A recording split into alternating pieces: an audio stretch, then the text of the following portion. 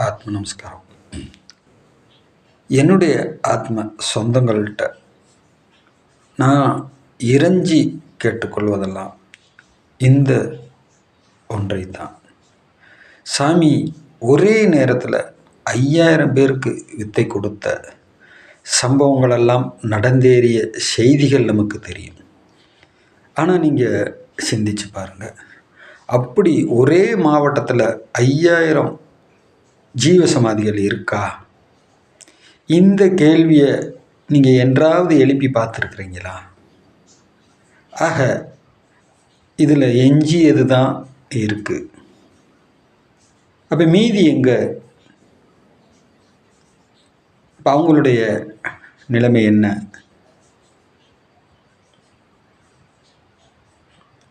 அப்போ இந்த சட்டங்கள் நமக்கு சாமி உருவாக்கி இருக்கக்கூடிய இந்த சட்டங்கள் அவர்களை அதிலே நிலை கொள்ள முடியாமல் செய்கிறது.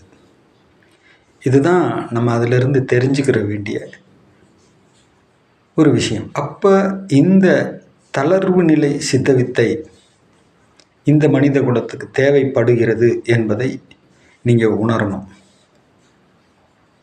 சட்டம் என்பதை நம்ம கண்டிப்பாக கடைபிடிச்சு அந்த பெருநிலையை அடைவதற்கு பயன்படுத்த வேண்டும். அதில் எனக்கு எந்த மாற்று கருத்தும் இல்லை. ஆனால் விலகி போனவனை எப்படியாவது உள்ளே கொண்டு வரணும். அதற்கான ஒரு மாற்று முயற்சி கண்டிப்பாக நமக்கு தேவை.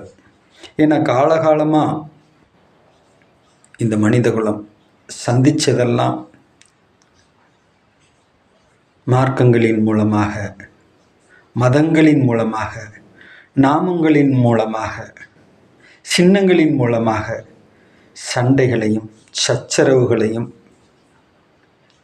உயிர் துறப்புகளையும் சந்தித்து படிமங்கள் நமக்கு வரலாற்றில் நிறையா இருக்குது.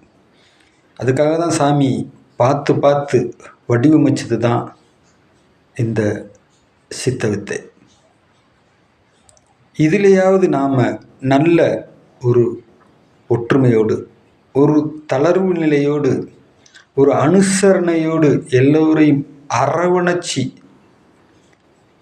ஒற்றுமையோடு கொண்டு போகிறதுக்கான ஒரு வாய்ப்பை நாம் உருவாக்க வேண்டிய நிர்பந்தத்தில் இருக்கு.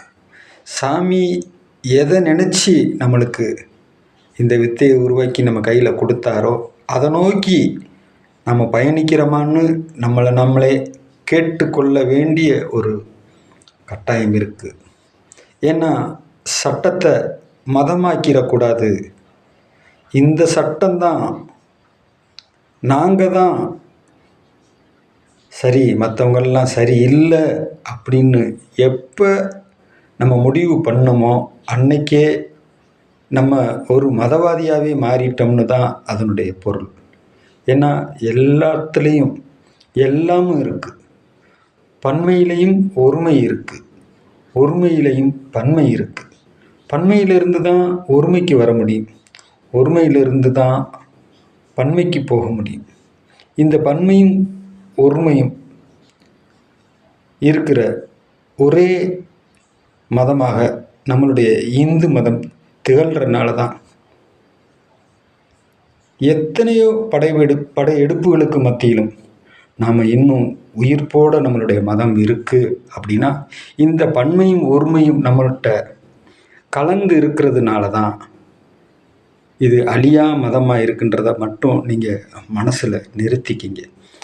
அதையும் தாண்டி சாமி மேலும் இதை வலுப்பெற செய்யக்கூடிய விதத்தில் தான் இந்த சித்த வித்தையை உருவாக்கி இருக்கிறாருன்றதை நீங்கள் நல்லா ஆய்வு செஞ்சு பார்த்தீங்கன்னா உங்களுக்கு புரியும். ஏன்னா இதில் இருக்கக்கூடியது ஒன்றே ஒன்று தான், அது ஜீவனுக்கான மோட்சம். வேறு எதுவும் இங்கே நோக்கமே கிடையாது. இருக்கக்கூடிய ஒரே நோக்கம் ஜீவனுக்கான மோட்சம். இந்த ஜீவனுக்கான மோட்சத்துக்காக தான்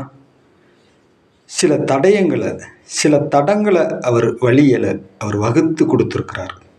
அந்த வழியை பிடிக்கிறதுல இருக்கக்கூடிய லாபங்களும்